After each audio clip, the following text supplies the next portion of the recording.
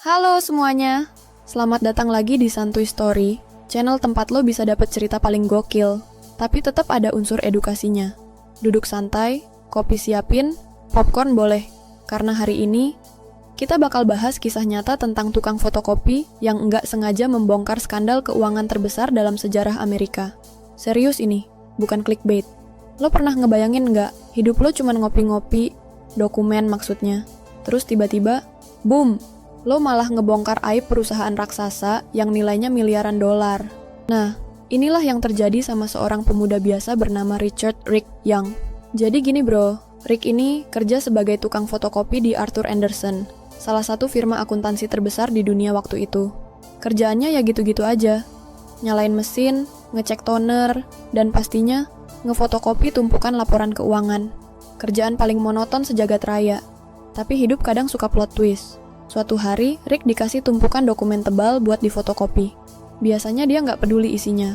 Tapi karena penasaran, atau mungkin lagi bosen berat, dia mulai baca-baca dikit isinya. Dan disitulah dia nemu yang aneh. Laporan keuangan perusahaan bernama Enron yang kayaknya ngaco banget. Laporan itu nunjukin kalau Enron punya utang yang disembunyiin pakai perusahaan palsu. Bukan satu, bukan dua, puluhan perusahaan bayangan. Dan lo tahu yang lebih gila?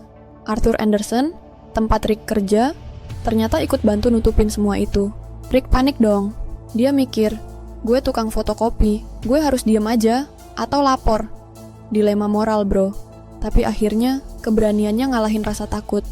Rick mutusin buat nyimpen salinan dokumen itu, dan ngasih info ke wartawan investigasi. Dan kasus ini meledak di media. Enron dinyatakan bangkrut, ribuan orang kehilangan kerja. Arthur Andersen tutup, dan para petinggi Enron banyak yang dipenjara. Semua gara-gara satu tukang fotokopi yang punya rasa penasaran dan keberanian.